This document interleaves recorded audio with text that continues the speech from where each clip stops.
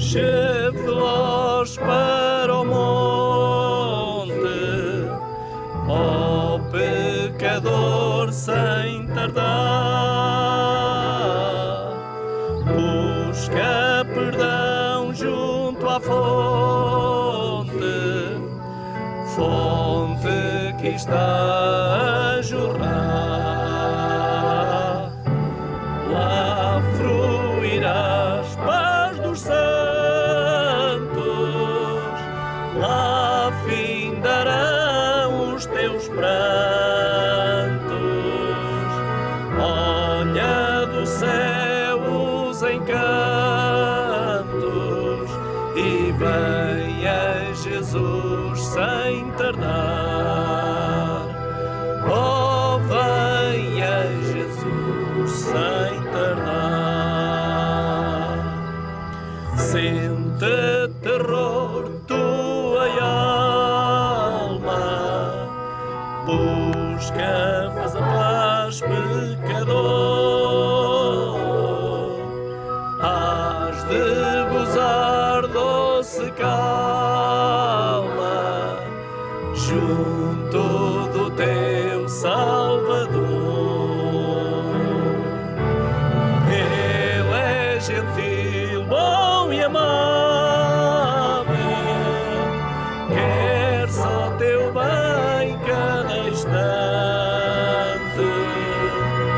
Não fique, pois, vacilante, ó, venha Jesus sem tardar. Oh, venha Jesus sem tardar.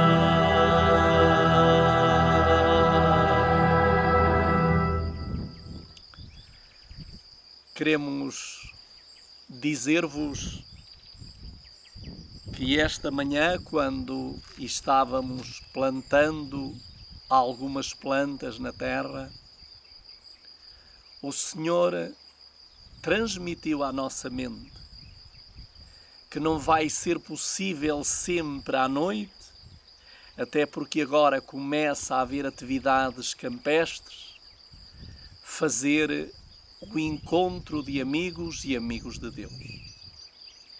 E por isso o Senhor pôs no meu coração que na hora de maior calor,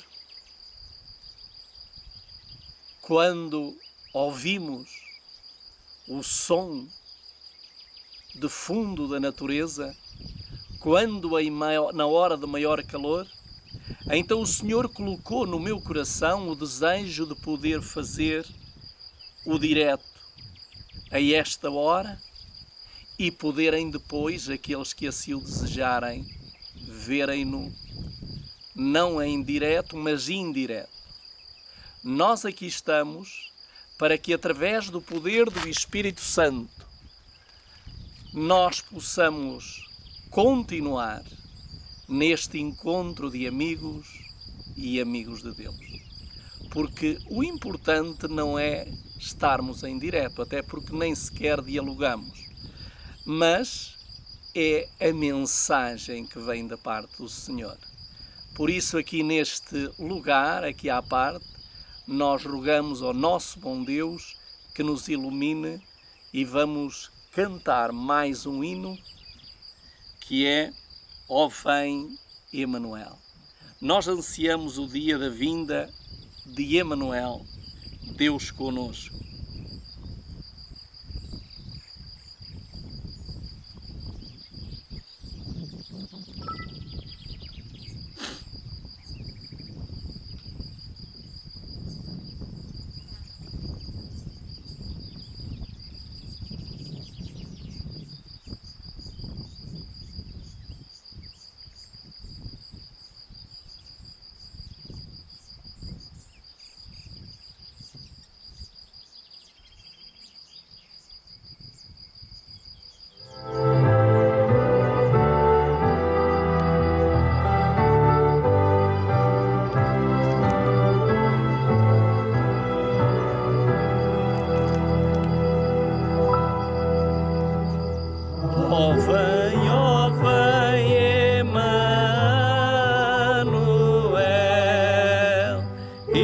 salva o aflito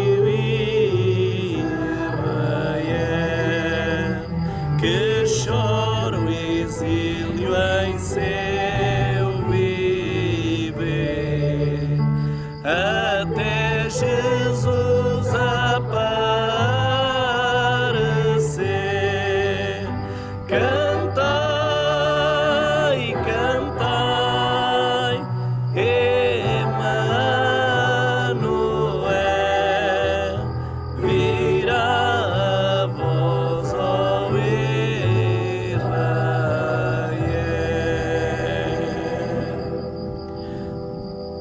Sabedoria que é do além, ordena tudo aqui também. O bom caminho vem mostrar, e como nele sempre andar. Cantai, cantai, Emanuel, virá a voz, ó Israel.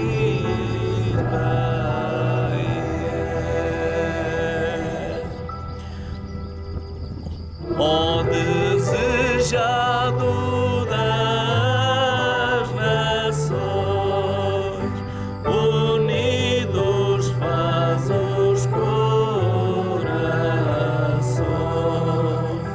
do mundo vil tirar o mal e dar-lhe a paz celestial. Cantai, cantai, Emanuel, virá a voz, ó Israel.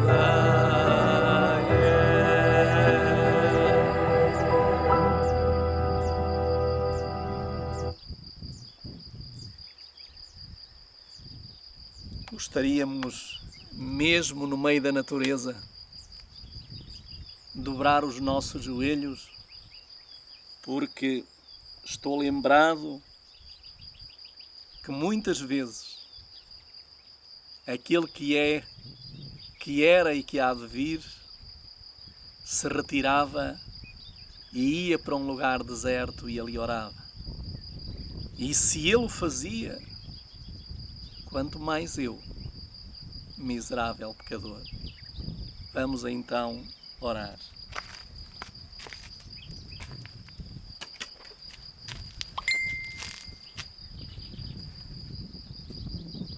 Senhor nosso Deus, nosso querido e amorável Pai, que grande privilégio, Senhor, nós temos de podermos estar aqui de joelhos, sentindo o ar puro que vem do Senhor para limpar o nosso sangue, purificar os nossos pulmões e também associar-nos ao louvor de fundo de todos os seres vivos que te louvam pela grandeza de quem tu és. Nosso Pai, é bom estarmos aqui contigo. É bom podermos estar em paz ainda e em liberdade.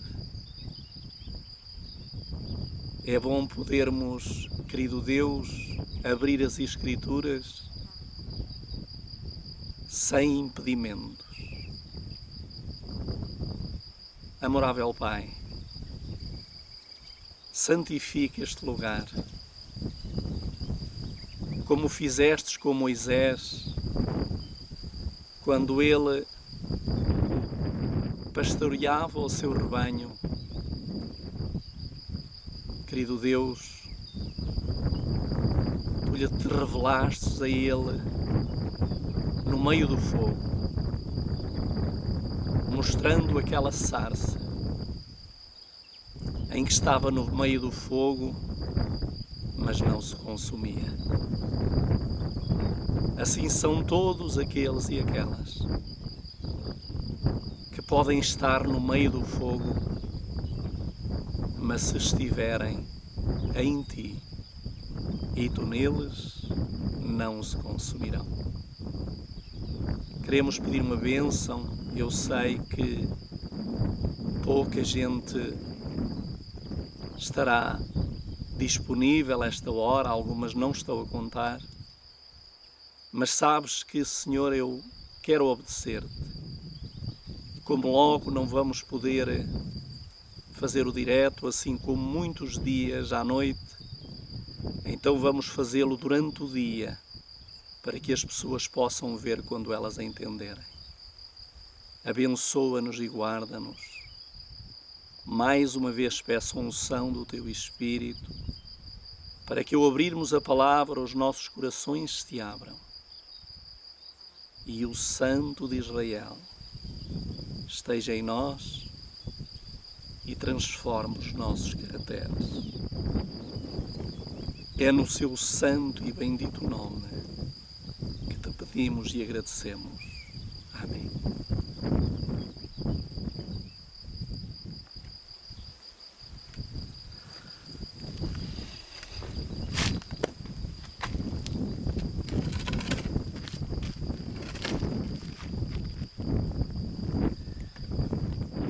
Continuamos no mesmo estudo, que é sobre o livro a seguir à Bíblia mais odiado pelo demónio e pelos seus seguidores, que é o grande conflito ou a grande controvérsia. Mas antes de entrarmos no capítulo 6, gostaria de poder ler uma passagem da Escritura que encontramos no capítulo 13, aliás, que encontramos em 1 Coríntios 10, versículo 13, que diz o seguinte. Aliás, eu vou começar a partir do versículo 11. Diz assim: Ora, todas estas coisas lhe aconteceram como exemplos, e elas estão escritas para nossa admoestação, sobre quem os fins dos séculos está chegando. Aquele que, pois, pensa estar em pé, cuide para que não caia. Não vos tem sobrevindo tentação que não seja comum aos homens, mas Deus é fiel, o qual não permitirá que sejais tentados acima dos que sois capazes, mas também com a tentação fará um caminho para escapar, para que sejais capazes de suportá-la. Deus sempre esteve e continua a estar preocupado com a nossa salvação. Sabem que se assim não fosse,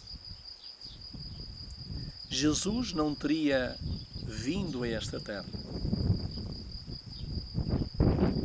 E por isso ele veio, tomou todas as providências, correu todos os riscos e o risco de fracassar, suportou todas as provas e através de tudo isso deu-nos a vitória.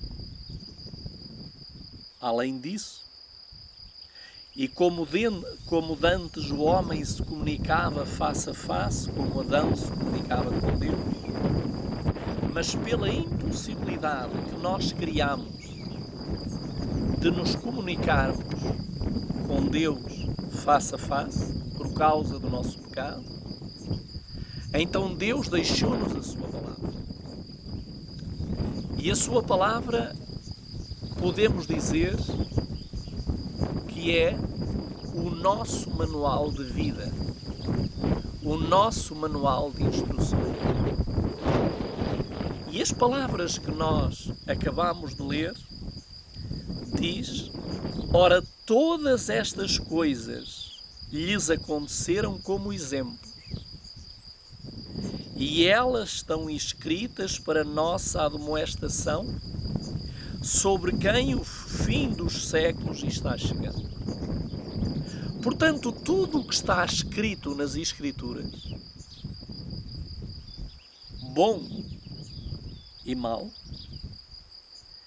tem que servir para nos instruir, para nos corrigir, para nos admoestar e, sobretudo, para nos tornar mais semelhantes a Jesus. E há uma promessa de Deus. E a promessa de Deus não falha. Ou as promessas de Deus não falham. E qual é a promessa que Ele dá? Ele diz: Deus é fiel, o qual não permitirá que sejais tentados acima do que sois capazes, mas também com a tentação fará um caminho para escapar, para que sejais capazes de suportá-la. Ou seja, todos nós, ricos, pobres, velhos, novos, todos nós precisamos de passar pela prova. Porque vocês sabem que o que valoriza uma pessoa é as provas. O que nos refina e o que nos torna melhores ou piores são as provas. Há pessoas que com as provas tornam-se demónios. E há demónios, passo a expressão, que com as provas tornam-se semelhantes a Jesus. E nós temos na Bíblia homens que assim aconteceu com eles. Poderíamos falar de vários, mas hoje vamos nos concentrar na história de João Hus, porque João Hus foi um dos grandes reformadores.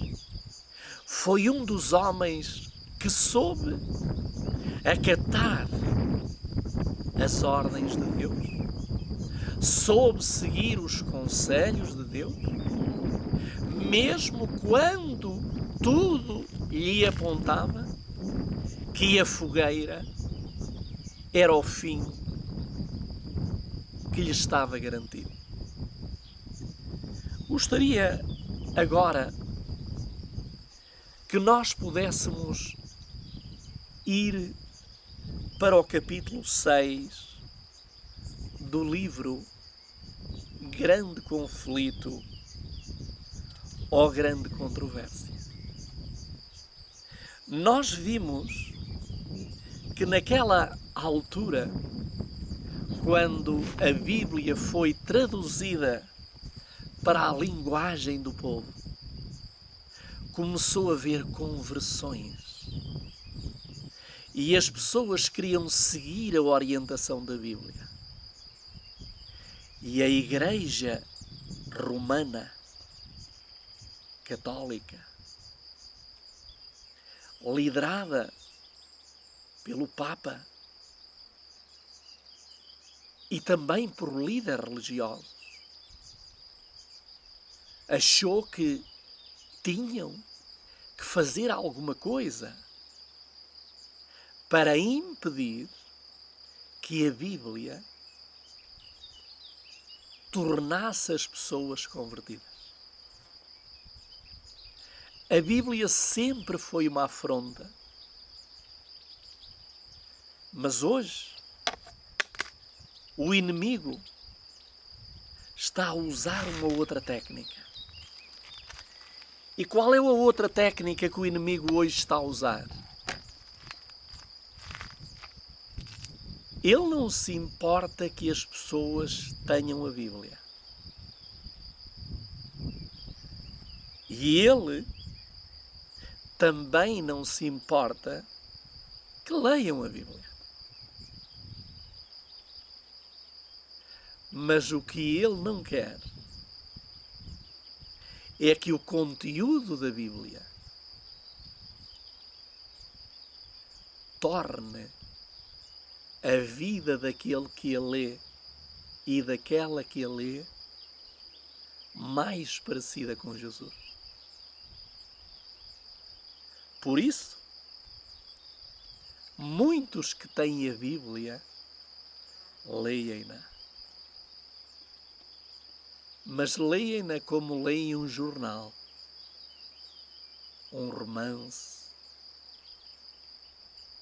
Não a leem com o objetivo de que a sua leitura, a sua instrução, a sua correção os torne mais semelhantes a Jesus.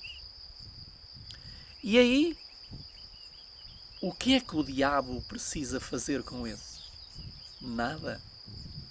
Apenas deixar que eles se mantenham nessa condição.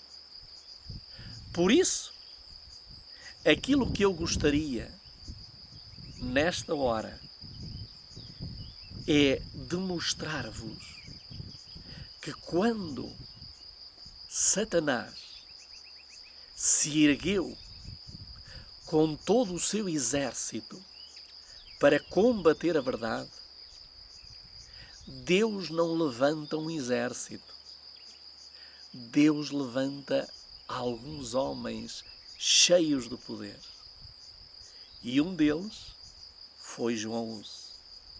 Diz aqui notícias da obra que chegaram a Roma e Hus foi logo chamado para comparecer perante o Papa. Obedecer seria expor-se à morte certa. E então nós vimos que todos os amigos de João Hus se aperceberam que a melhor forma de ele reagir não era ir a Roma. Até porque Roma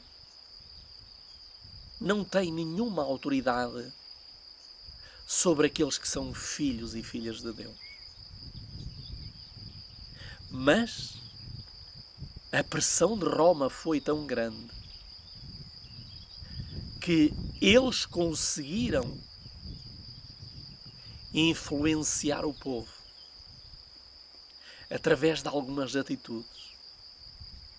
A igreja naquela cidade, em Praga, a igreja católica, não quis fazer mais cerimónias de casamento, não quis celebrar mais funerais, não quis abrir mais as igrejas. E o povo, quando se viu comprimido debaixo desta pressão, diz que houve um grande tumulto, isso já lemos ontem. E eles pediram que entregassem João Hus a Roma. Porque eles culparam João Hus de todas essas coisas negativas que estavam a acontecer. Mas diz-nos, apesar dessa guerra, Hus, estou a ler na página 64, Hus não interrompeu os seus trabalhos, mas viajou pelo território vizinho, pregando a ávidas multidões. Desta maneira, as medidas usadas pelo Papa para suprimir o Evangelho estavam a fazer com que estes mais ampliamente se estendesse. Porque nada podemos contra a verdade se não for da própria verdade. O espírito de Hus, nessa fase da sua carreira, parece ter sido o cenário de doloroso conflito. Embora a Igreja estivesse a procurar fulminá-lo com os seus raios, ele não renegara a autoridade dela. Portanto, vimos que João Hus, ainda apesar de ver algumas coisas negativas na sua amada Igreja, que era a Igreja Católica Romana, ele ainda amava aquela Igreja. E ele ainda acreditava que esta Igreja e que o Papa, a Igreja era a Igreja de Deus e o Papa era o representante de Deus. E isto ele fazia na sua maior sinceridade. E sabem, queridos amigos, que nós precisamos de reconhecer que o Espírito não abre os olhos de um momento para o outro. O Espírito vai abrindo os olhos à medida que nós formos fiéis, obedecendo àquilo que Ele nos vai mostrando cada dia. Diz-nos aqui, a Igreja de Roma ainda era para ele a esposa de Cristo e o Papa era o representário vigário de Deus. O que Hus combatia era o abuso da autoridade, não o princípio em si. Isto acarretou terrível conflito entre as convicções do seu entendimento e as exigências da sua consciência. Se a autoridade era justa e infalível como ele queria, como podia ele sentir-se compelido a desobedecer-lhe? Via que desobedecer era pecar. Quantas vezes eu também me sentei nesta cadeira em que eu pensava que eu precisava manter a autoridade àquela que eu considerava a Igreja de Deus e àqueles que eu considerava homens de Deus, e muitas vezes as lágrimas me correram porque eu pensava que a minha atitude era uma atitude contra Deus. Este foi o problema de João Hus. Este era o problema que ele não podia resolver. Era a dúvida que o torturava a todas as horas. Ele olhava para a Igreja Católica e acreditava que ela era a verdadeira. Mas ao mesmo tempo via aquilo que eles faziam e havia uma tortura na sua mente que dizia: como? Alguém que é de Deus faz obras do diabo? Como que alguém é de Deus mata pessoas? Queima pessoas no fogo? E isto torturava João Hus. Diz-nos, esta compreensão levou a adotar como guia para si mesmo e para aqueles a quem pregava a máxima que os preconceitos da Escritura comunicados pelo entendimento devem reger a consciência, em outras palavras. Deus falando na Bíblia e não a Igreja falando através do clero é o único guia infalível. Eu quero sublinhar esta frase. Esta frase aplica-se a todas as igrejas. E notem o que esta frase diz. Deus falando na Bíblia e não a Igreja falando através do clero, ou seja, padres, sacerdotes, pastores, é o único infalível guia. E isto era problema de João Hus. Porque ter que admitir, como Paulo, era duro para ele reconhecer que a igreja que ele acreditava que era verdadeira, o Papa que ele acreditava que era o embaixador de Deus, agora ele estava a ver que eles estavam fazendo a obra do diabo, e isto era duro para este homem. E agora notem o que diz a seguir. Quando depois de algum tempo se aclamou a excitação em Praga, Hus retomou a sua capela de Belém para continuar com maior zelo e coragem a pregação da palavra. Os seus inimigos eram ativos e poderosos, mas a rainha e muitos dos nobres eram seus amigos, e o povo em grande número também estava do seu lado. Comparando-os, os puros e enobrecedores ensinos da sua vida santa com os degradantes dogmas que os romanistas pregavam, a avareza, a devassidão que praticavam, muitos consideravam uma honra estar a seu lado. O que é que o povo começou a ver? O povo começou a ver, não, aquilo que lê, faz.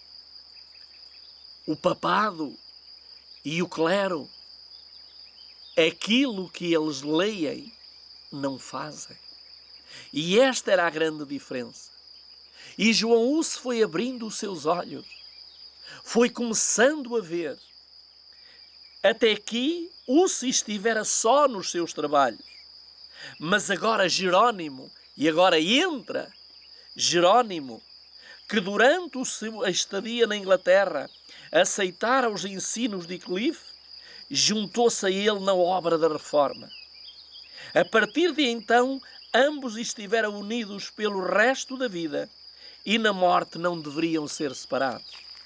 Notem que quando Deus vê firmeza num dos seus filhos, e quando Deus vê que esse seu filho quer fazer exatamente aquilo que Deus ordena na sua palavra, e quero vos dizer que são muito poucos que estão a fazer essa obra. São muito poucos aqueles que têm a coragem de dizer o que tem que ser dito. Aqueles que têm a coragem de chamar o pecado pelo nome. Por isso nós queremos fazer parte desse movimento.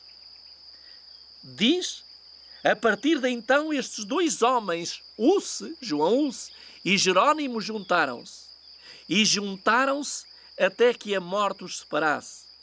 Diz aqui, inteligência brilhante, eloquência e conhecimento, dons que conquistaram a simpatia popular, possuía-os Jerónimo em alto grau, mas quanto às qualidades que constituem a força real do caráter, Hus era o maior.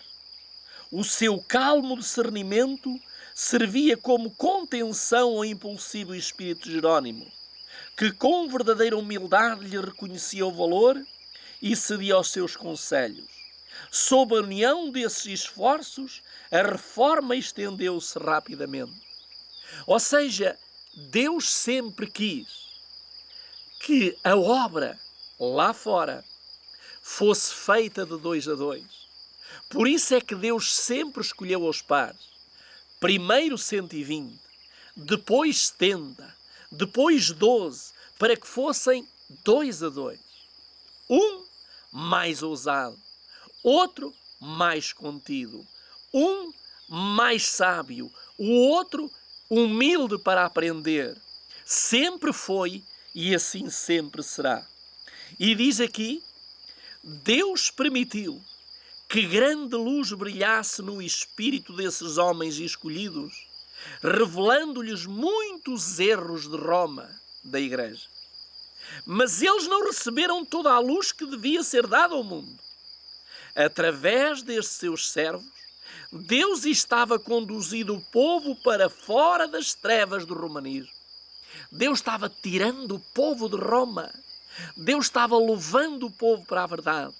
E hoje Deus quer que se levantem homens que tirem o povo da confusão, da letargia espiritual, da mornidão em que se encontram e que partam para a verdade. Diz aqui: havia, porém, muitos e grandes obstáculos a serem enfrentados por eles. E ele continuou guiando-os passo a passo, conforme podiam suportar. Não estavam preparados para receber toda a luz de uma só vez. Se ela tivesse sido apresentada com o pleno fulgor do sol do meio-dia, para os que viveram por muito tempo na escuridão, tal luz tê-los-ia feito desviarem-se. Ou seja, Deus não dá logo a luz toda, porque Deus sabe que se a pessoa recebesse uma carga de grande luz seguida, a pessoa, o que é que ele ia pensar? Eu nunca vou conseguir fazer isso. Então a luz é gradual.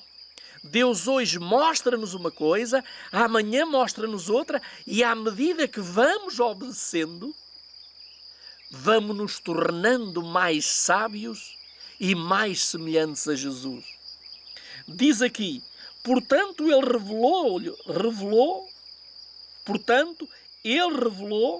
aos líderes pouco a pouco, à medida que podia ser recebido pelo povo.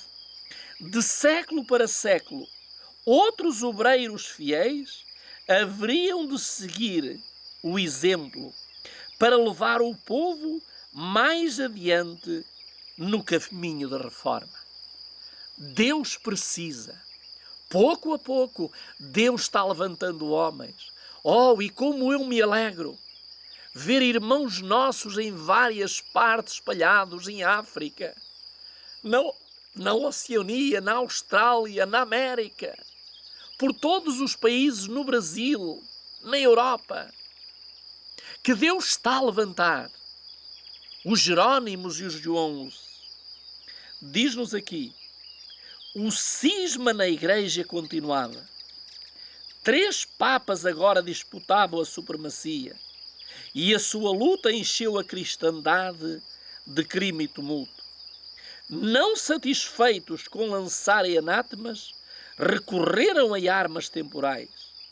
Cada um deles lançou-se à compra de armas e ao recrutamento de soldados. Vejam, ainda hoje nós vemos esse espírito em Roma.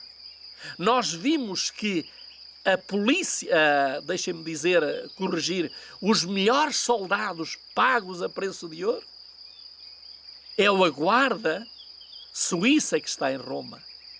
Os melhores soldados que são pagos a preço de ouro são treinados com técnicas incríveis. Porquê?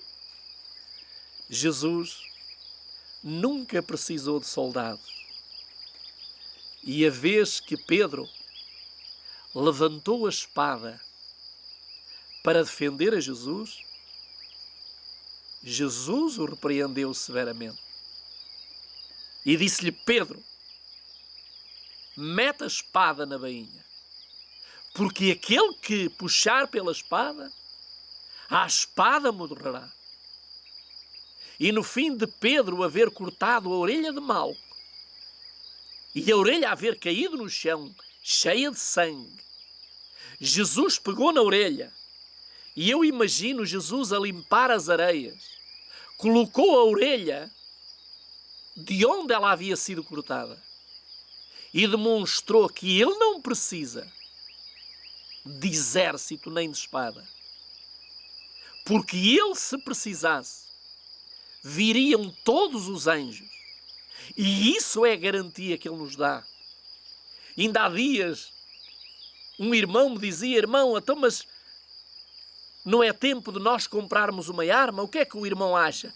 Termos uma arma? E eu disse-lhe: eu já tenho em casa uma arma poderosa que consegue matar, mas matar eternamente. E essa arma é a palavra de Deus. Queridos amigos, eu gostaria de poder ler-vos aqui. Diz que estes nossos amigos João Hus e Jerónimo,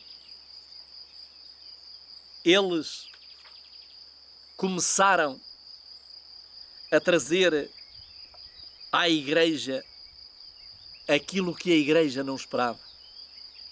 Porque eles pensavam que, a igreja pensava que eu começar a acender as fogueiras e eu queimar as pessoas nas fogueiras vivas, amarradas em troncos, que eles recuariam. Mas os verdadeiros filhos de Deus, e eu rogo a Deus cada dia que me dê essa força para que eu vá em frente e para que eu tenha a coragem de não me desviar. Diz aqui, e vejam, ele escreve uma carta e diz-nos aqui na página 65, diz aqui: novamente a cidade de Praga parecia à beira de um sangrento conflito, como em épocas anteriores. O servo de Deus foi acusado como perturbador de Israel, como Elias. A cidade fora novamente colocada sob interdição e Hus retirou-se para a sua aldeia natal. Findara o testemunho tão fielmente ministrado na sua amada capela de Belém. Deveria agora falar a outro palco mais amplo, a toda a cristandade, antes de depor a vida como testemunha da verdade. Para sanar os males que estavam a perturbar a Europa, foi convocado um concílio geral a reunir-se em Constança. Esse concílio fora convocado a pedido do imperador Segismundo por um dos 3 papas rivais, João XXIII. A convocação de um concílio estava longe de estar bem recebida pelo Papa João, cujo caráter e política mal poderiam suportar uma investigação, mesmo por prelados tão faltos de moral como eram os eclesiásticos daqueles tempos. Não ousou, contudo, opor-se à vontade de Segismundo. E diz aqui: enquanto isso, outro viajante aproximava-se de Constança. Hus estava consciente dos perigos que o ameaçavam. Despediu-se dos seus amigos, como se jamais fosse vê-los novamente, e seguiu a sua viagem, como se esta estivesse a levar para a fogueira. Apesar de ter obtido um salvo-conduto do rei da Boêmia, o outro imperador Segismundo dispôs o plano durante a viagem, tendo em vista a probabilidade da sua morte. Numa carta endereçada aos amigos de Praga, disse: estou partindo, meus amigos, como um salvo-conduto do rei, ao encontro dos meus numerosos e mortais inimigos. Confio inteiramente no Deus Todo-Poderoso, em meu Salvador.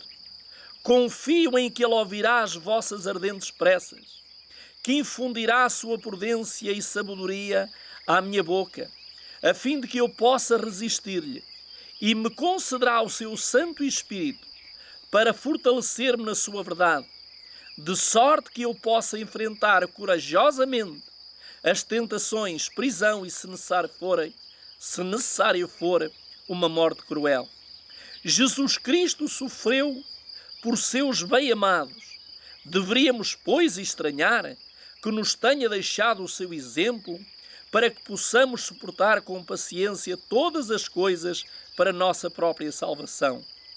Ele é Deus e nós somos suas criaturas. Ele é o Senhor e nós somos servos. Ele é o Senhor do mundo e nós somos desprezíveis mortais. No entanto, Ele sofreu. Porque, pois, não deveríamos sofrer? Também, sobretudo, quanto o sofrimento é para nós uma purificação. Portanto, amados, se a minha morte contribuir para a sua glória, orai para que ela venha rapidamente e que Ele me fortaleça para suportar todas as minhas calamidades com perseverança. Mas se for melhor que eu retorne a vós, oremos a Deus para que eu possa voltar sem mácula. Isto é, que não tenha suprimido um tilo da verdade do Evangelho, a fim de deixar os meus irmãos um excelente exemplo a seguir. Provavelmente por isto não mais vereis o meu rosto em praga. Mas se a vontade do Todo-Poderoso se determinar a me restituir a vós, avancemos então como o coração mais firme no conhecimento e amor de sua lei. Reparem que coragem! Ele disse aqui: portanto, amados, se a minha morte contribuir para a sua glória, orai para que ela venha rapidamente e que ele me fortaleça para suportar todas as minhas calamidades com perseverança. Grande fé! Aqueles que creem e defendem a mensagem de Deus desta forma, tornar-se-ão heróis, não só nesta terra, mas para sempre. O meu sincero desejo para aqueles que me visualizam e para aqueles que me irão visualizar é que sigamos o exemplo de João Husso e que a nossa vida seja para a glória sua. Que Deus nos ajude nestas provas e a sermos mais que vencedores. Oremos então.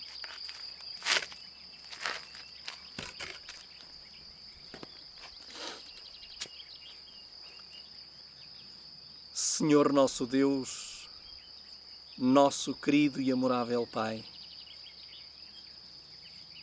muito obrigado pelo exemplo de João Husso e outros grandes homens de fé, em que nós sentimos vergonha diante da vida que eles viveram. A forma como eles te amaram, como amaram o teu Evangelho. Ó Senhor, dá-nos fé, força e poder para não te trair, mas podermos assim vencer como eles são vencedores. A morte se apoderou deles, mas em breve sairão da sepultura, imortais e incorruptíveis, para receberem a coroa da glória. Querido Pai, tu sabes quanto desejo eu tenho, que me dês essa força e essa coragem. E que essa força e essa coragem também se estenda a todos aqueles e aquelas que nos visualizam e que nos irão visualizar mais tarde. Abençoa a cada um, as suas famílias, e que eles não rejeitem os apelos do teu Espírito. Por Cristo Jesus, o Senhor e Salvador. Amém.